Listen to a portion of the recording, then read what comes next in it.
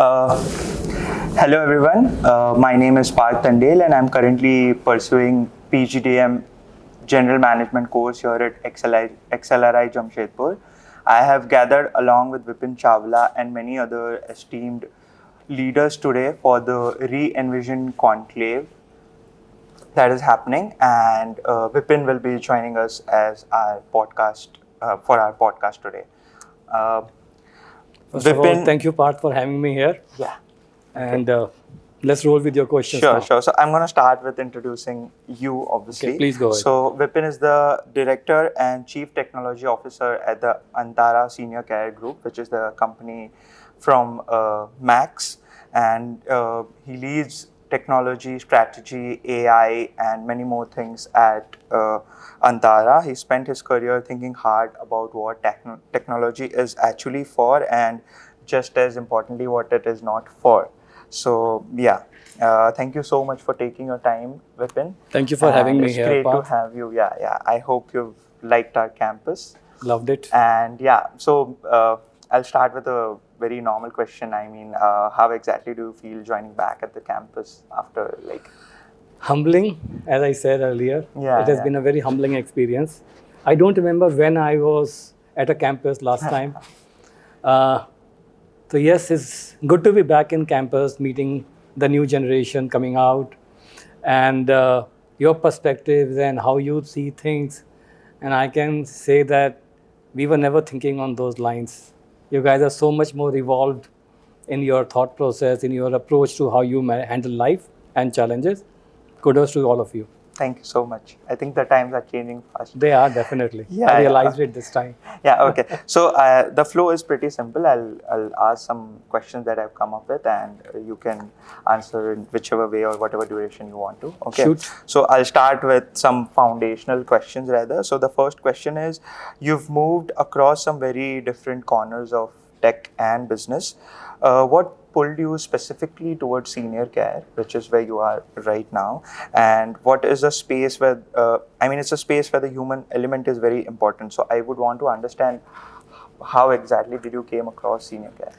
It's a good question to start with, Parth. So I've come from retail, I've come from QSR business, and most of the industries that I've come from have always been very customer centric.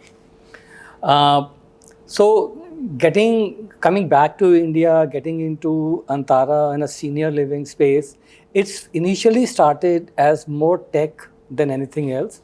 Because Antara, we had recently launched our D2C company, which is a very tech heavy. And that's how I got, realistically speaking, that's how I got into it. The D2C is what brought me into Antara. But as I came into the business, I realized how fortunate I am to be part of a company which thinks so passionately about the seniors and seniors' well-being. And that just drives me every single day that I go to work. What can I do?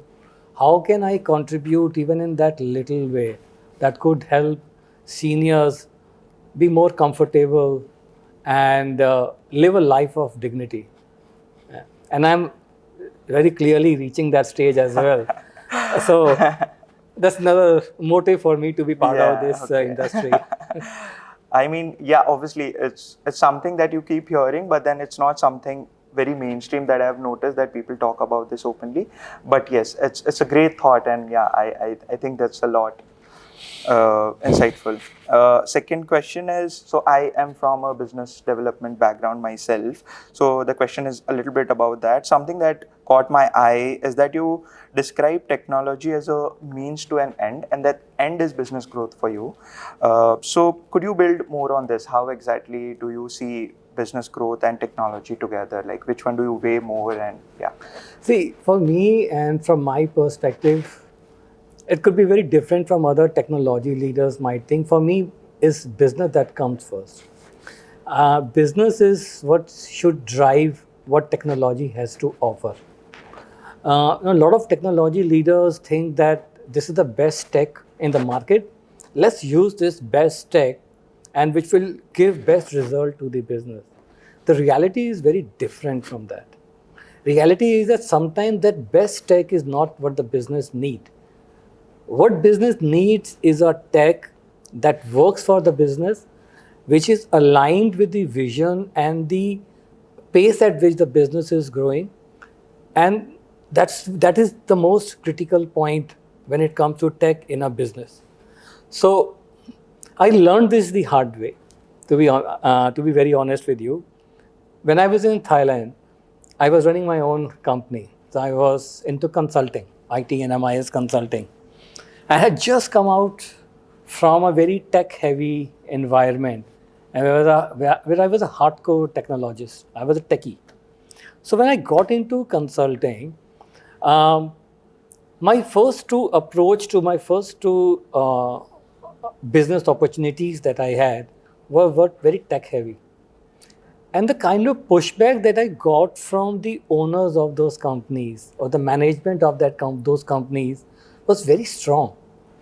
They said, "You're not able to understand my problem. You're giving me a solution without understanding my problem." And that's when I realized that my approach to technology is very wrong. It's not what I want to give to business, it's what business expects from me.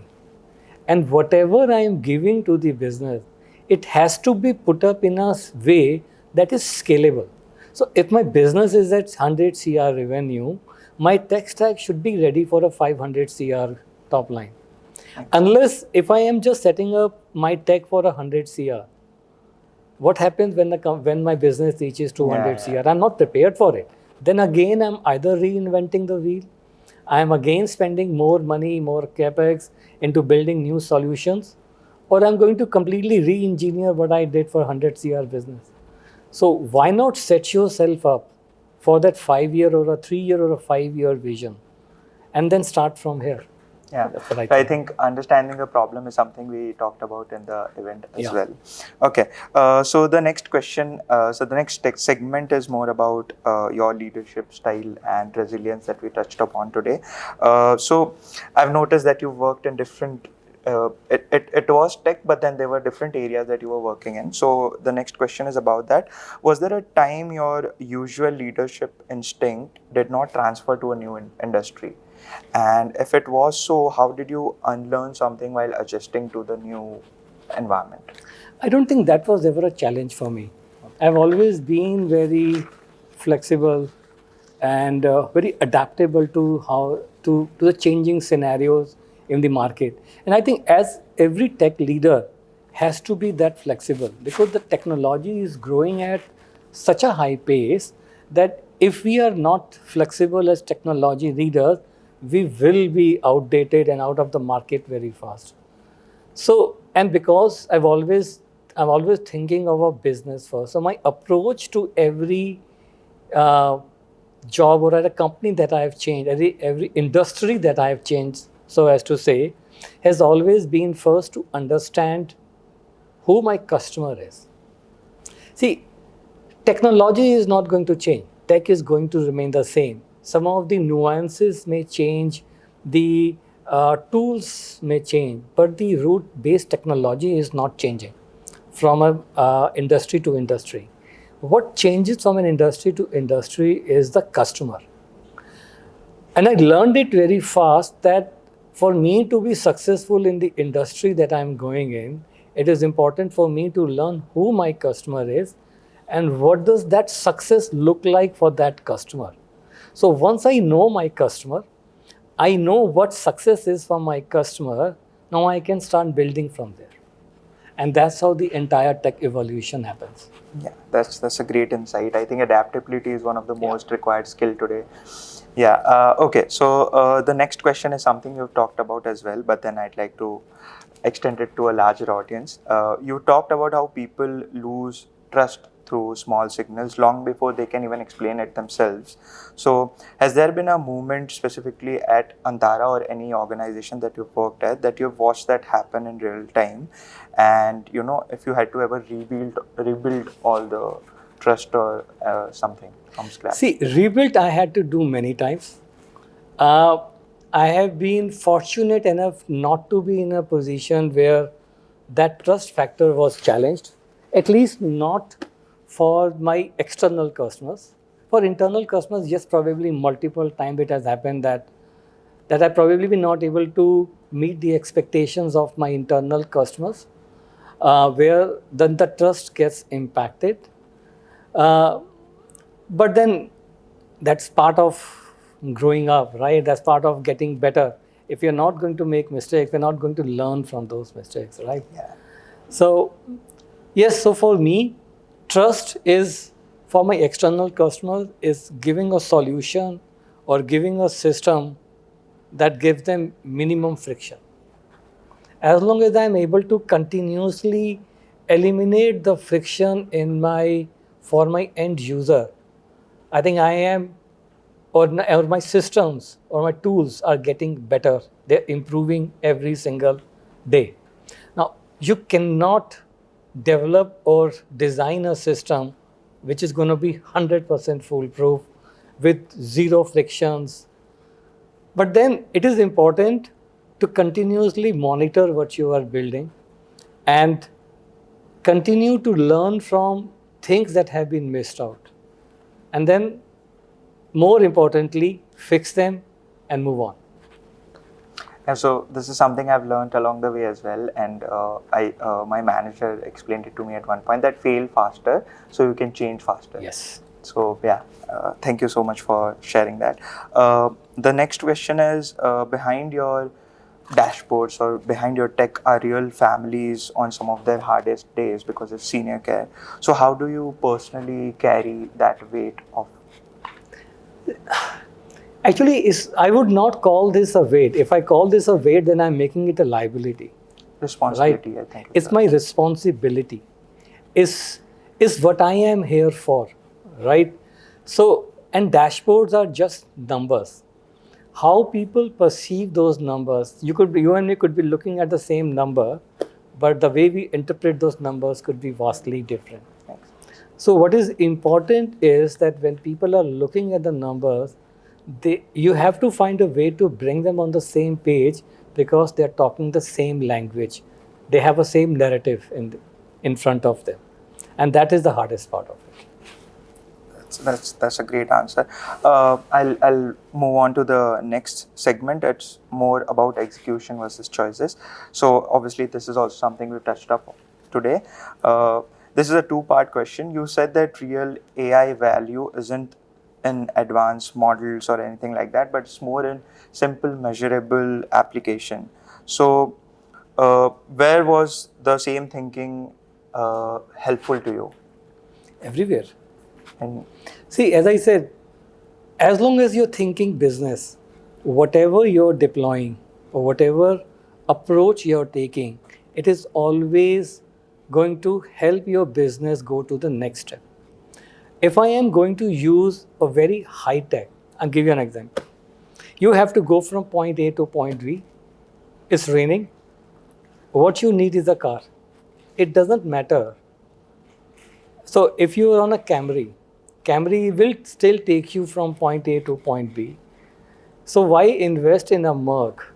Go from point A to point B if your only objective is to reach from point A to point B.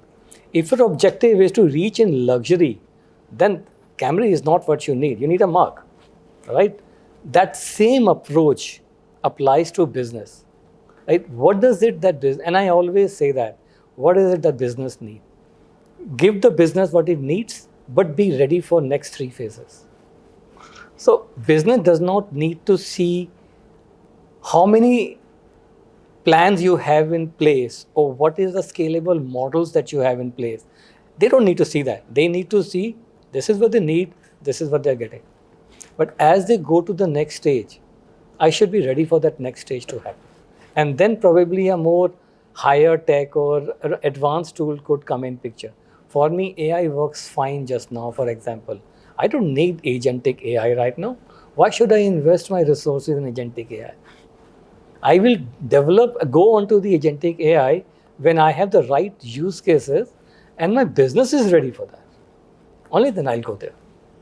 I think the learning here is there are levels to AI Yeah, as well. You can't just you enforce have to everything go at step the. by step. You can't Yeah, just jump five stairs yeah, and say yeah. that you will land up perfectly all right on that. Makes sense, makes sense. So I have a follow-up question to this as well. So was there a situation where, it did not work? I mean, the idea looked great on paper, but you could not implement it because of this very reason. Very recently, and I wrote it in one of my articles on LinkedIn as well, and I accepted publicly that I made the mistake. Okay. So 2 years back, I had this brilliant idea, and I thought that is what my business needs. Okay, that we are going to launch a Gen AI based a bot on my website, and then because people coming to my website should be able to not even chat but also talk to that bot and get the things done what they wanted. Technically doable. We did it. We launched it. There was zero adoption of that because the customer behavior is not such. When customer goes to a D2C platform, they know from their experience is that chat works. I'm not in the business of educating a customer to not use chat but use voice. But we said, no, we'll use voice. So we made that mistake. And the system that we developed was first of its kind, probably first of its kind in the world, where on a browser, you can click to talk. Pick up any browser, click the button, and start conversing with the bot. That's a great idea, and I think Brilliant. yeah, Right? and we've studied a lot about consumer behavior in our subjects as Exactly. well. So yeah. So I thought that I'm going to change the way people interact with a D2C platform, right? You just talk to the bot. Tell the bot that I have this problem. I'm looking for this. It will show you on your screen. You ask questions. It will reply, and you can just go ahead and play, and it will place the order for you. Reality was far away from that. Okay. So everything got boxed up for a time when the consumer is ready for that. Yeah. Okay. That's a great learning, I feel. Yeah. So yeah. Okay. I'll move on to the next question. You've talked about moving teams from reports to insight-driven actions. What did that look like in practice? Specifically speaking, what finally convinced you that the way we are working, the way we are just working on reports, simply is not the only answer? See, it has been a long journey, right? When I came into Antara, we didn't even have a data warehouse of any kind. The data was segregated. Something is lying there, something is lying there, in a different shapes and formats. And everybody was using Excels and report. People were still getting that data. They were able to get the dashboard that they wanted. But the amount of time that it used to take them to get the same thing was much larger. And we are a very fast-paced, fast-growing business. And there is absolutely no way that this could continue to happen and for us to continue to grow. So we had to start from scratch, right? Today where we are, the dashboards and reports are available on the fly. And they are real time. What we don't have right now is a predictive modeling. Now we are at a stage in the business where predictive modeling is required. So as I said, go step by step. We set up the data lakes, we build the dashboards, we brought them real time. Now from real time, we go to predictive. So that we are already doing AI insighting on our dashboards, by the way. So business do come to know the AI insights that they could probably miss, or they know but others don't know about those insights. That's already happening. But the pace at which industry is moving, you have to know well in advance what is it that's going to happen, at least to a certain certainty. And that's where the predictive models come into the picture. Yeah. So now we are starting that journey. Oh, so it's kind of past, present, Yes. future. Yeah. Okay. Next question. You've been, I don't think unusually is the right word here, but you've been unusually open about governance, concepts like data mapping, consent and human oversights. What's a guardrail? What's the one guardrail, according to you, that people underestimate until it has gone wrong, or something they could have thought of before? It happens almost all the time, I think. A very hard one to crack is a very hard question to crack, but I think the guardrails have become a very commonly and used phrase at present, right? Even when guardrail was not a very popular word, we would still have some checks and balances, right? So I think we'll have to reshoot this part. Can you repeat your question? Sure. I lost context. No, it's fine. Yeah, I'll do it. So I'll proceed to the next question. No, just continue with the same question. Yeah, okay. You've been unusually open about governance, concepts like data mapping, consent, and human oversight. What's the one guardrail or check that, according to you, that most people underestimate until it has gone wrong or until it is too late? Okay. Not keeping the customer in view. Every time we build something, every time most companies build something, it's always an inside-out view. When I say inside-out view, I mean you're looking from inside and expecting that this is what my customer wants. Why don't we put ourselves in and replace the customer and say, if I am the customer, what am I expecting? And if we put that guardrail, then everything that we develop then will always be from the lens of what my customer needs.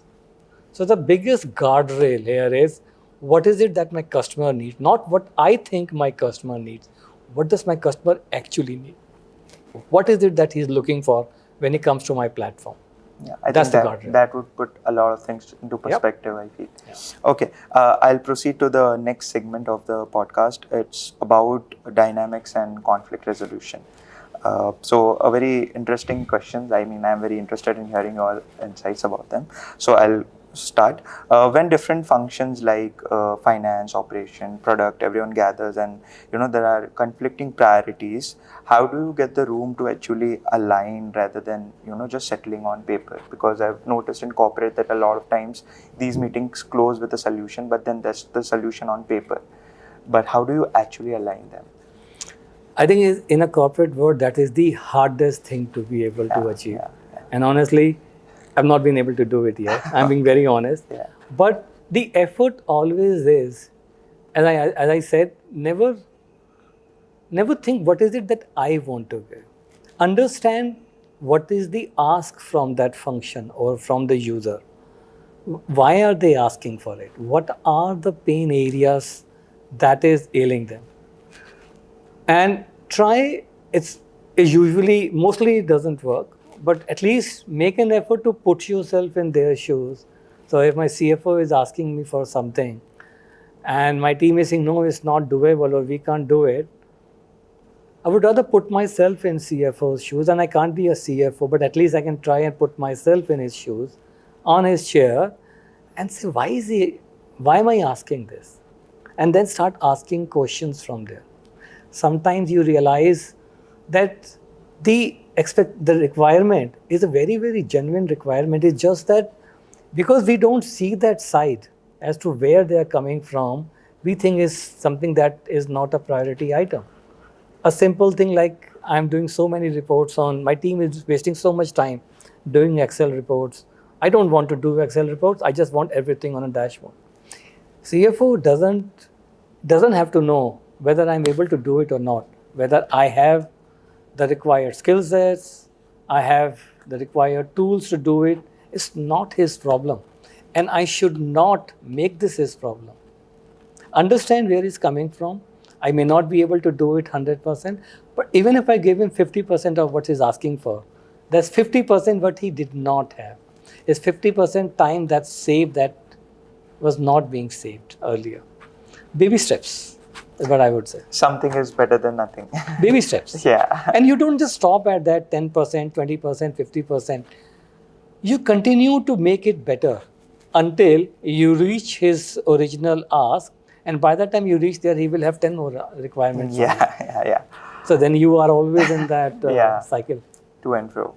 Okay, yeah, I think that was very helpful. I'll go to the next question. You've pushed publicly for honesty in how companies talk about their own innovation. So, how exactly do you create that environment in your team? Innovative environment, people can be open. See, I would give credit to my team for this and not me. I think they have the courage to call me wrong when I am wrong. And they have the courage to get up in a meeting and say, hey, this is not going to work. And or we are not aligned with it. I don't think I've done anything. It's just that my team has been so nice that, and they're empowered basically. So they have that right to call that out. So. Okay. I'll go to the next question. This is a personal, I think everyone would hear, like, I would like to hear this from you. So if let's say you are starting your MBA and you are tracking numbers, right? So obviously GPA is one number, but then what's some other measure or what's some other number that you would like us to track in terms of growth, not just the number that we typically pursue here when we are doing the Two course? numbers, not one. Sure. How many times you have said no to a problem without thinking whether it's possible or not? How many times you have been told no and then you have found a way to do it? Okay. Two things. Okay, that's very insightful. Okay, so the next segment of the podcast is like a rapid fire. I'll quickly ask you some very normal questions, and I would prefer that you just say it in a word, whatever you think of. Okay. Okay. So Shoot. yeah, chai or coffee before a tough Coffee. meeting. Coffee. Coffee every single time. All right. Trust your instinct or trust the data. Which one wins more often? I would give it 50-50. I really should have said in the podcast that no, data always wins. But me, being honest as I have always been, I think it's always a 50-50. All right. Data, yes, is always very important. But sometimes having data right in front of you and not have the gut doesn't work. So I think it's I've realized that one completes the other. Yes. Is what I've Yes. realized, yeah. Okay. Next is most overused buzzword in Indian tech today. What we are discussing here today. Okay. Yeah, I saw that coming. AI powered. Yeah. The app you'd never admit to using at work. ESPN cricket info. Okay. I'm a cricket buff, so Yeah. every time an India game is going on, I have that thing going on one of my tabs. Okay. Yeah. Last question, and I think you would like to answer this. One word your team uses for when you are not around. Pragmatic. Pragmatic. Okay. Thank you so much for doing Thank the you. rapid fire. I think I have the last question here Sure. before we can close the podcast, and it's like a time travel question. So if you could hand out your first day at work self a note, a 2-page note or whatever you want to tell him, what would be the headline of that note? See, sitting here today after 36, 37 years of experience behind me, it's very easy for me to say, this is I would write that headline to be. But if I put myself in that time, I would probably think that I would be leading a technology company one day. That was how I started my journey. That I would be the leader of a tech company or a company managing a very big tech portfolio. So that was what I started with. I don't know what name to give it, but that was how it's all started. Yeah, that's fine. I think that's about it. I mean, if you would like to talk about something as a closing remark. No, I think you have asked some very good questions, and it hasn't been easy answering your questions. So thank you very much for putting together such insightful questions. Some of the things I've never thought of actually. I've just been doing it. Once hearing your questions have made me think about them. And thank you very much for that. Yeah, it has been a very honest and a grounded conversation. So thank you so much for engaging, and to everyone listening, thank you so much for spending all the time with us, and we will see you in the next episode. Thank you, Parth. Thank you very much.